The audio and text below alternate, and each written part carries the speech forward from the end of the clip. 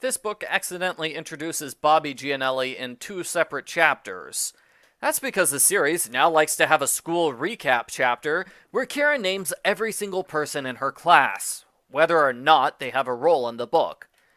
I can't tell if this is a writer trick to take up pages, or if it's a sneaky advertisement for the Kids in Miss Coleman's Class series. Argo Funk Book Review, Argo Funk Book Review. This book was written by Stephanie Kalmanson. Karen's excited because this year they're going to see the Macy's Thanksgiving Day Parade. Not the one in Portland, Oregon, the one in New York City. It would be hilarious if they went to the wrong parade by accident. Seth is so busy with his carpentry business right now, he misses dinner every night this week. When Seth says his father's still recovering from a heart attack, Karen says the grandparents should visit them for the holidays. That is a terrible idea. Granddad is in no shape to travel, Seth doesn't have enough free time to entertain his parents, and besides, the family already has plans to go to New York for the holidays. But since it was Karen's idea, the book acts like it's the best idea ever. Seth calls his parents and harasses them every day until they finally give in and agree to come for several months. Karen and her family convert the den into a guest room, and they get the grandparents at the airport. Granny says they can't go to New York for Thanksgiving because that's too much for them. Uh-oh. Karen loves having her grandparents around. They're new people that she can show off for. She shows off everything in her classroom and everything she's done in the neighborhood. Chapter 11 is the most interesting one of the book. When Karen comes home, Granddad is in a bad mood. He scolds her for bragging, and he scolds her again for making too much noise. Karen apologizes. Just kidding. Karen doesn't apologize. She goes to her room and repeats her braggy speech to her stuffed cat. Then she starts crying because Granddad was slightly mean when she misbehaved. Does that mean he hates her? I wish this had been the main storyline of the book. Karen has to learn how to deal with Granddad, who's occasionally nasty because of his medical issues. That would be interesting. Instead, Granny comforts Karen and the whole thing is instantly forgotten.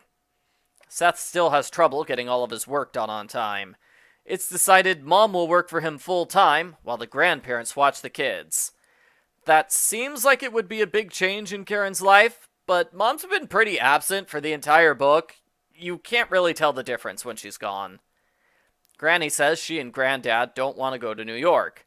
They said that when they first arrived, about 10 chapters ago. No one blinked an eye then.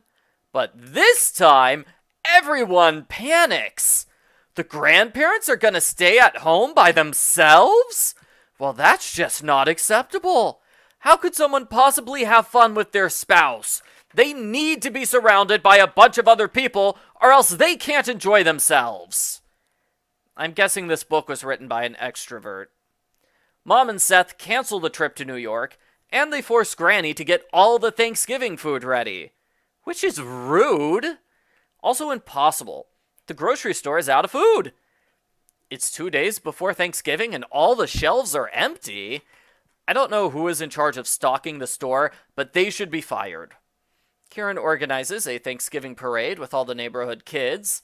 She forces them to vote for her as parade leader, which is a typical Karen move. The adults think the parade is cute, and hey, it gets the kids out of everyone's hair for an hour. They have Thanksgiving with Nancy's family, where Granddad gives a speech. Karen interrupts dinner and forces everyone to listen to the poem she just wrote. That's also a typical Karen move. Later that night, they eat leftovers and watch a video of Karen's parade. Then they watch a Christmas movie. On Thanksgiving. The end. Post-book follow-up. Here's the Karen drinking game. She's a show-off in this book. This book was kind of bad. It's repetitive and predictable.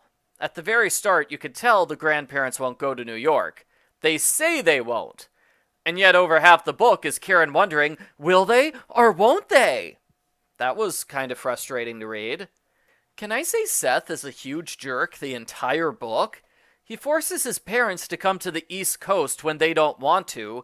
He spends weeks ignoring them when they say they can't go to New York. Then he cancels everyone's Thanksgiving plans at the last minute. What a jerk! Once or twice it's suggested that Karen and her family can go to New York while the grandparents stay at home. I don't know why Seth thinks that situation is unacceptable. Haven't his parents had Thanksgiving by themselves in Nebraska for years? Most of this book is lighthearted scenes of Karen preparing for Thanksgiving, or Karen having fun with her granddad. They're not bad the first time around. The second time I read the book, I liked it a lot less. I was bothered by how little story there was, and how much of the book is generic stuff that could easily fit into one of the other Thanksgiving books. I'm on the borderline of giving this a thumbs down, but I will not. I give Babysitter's Little Sister number 67, Karen's Turkey Day, a sideways thumbs up.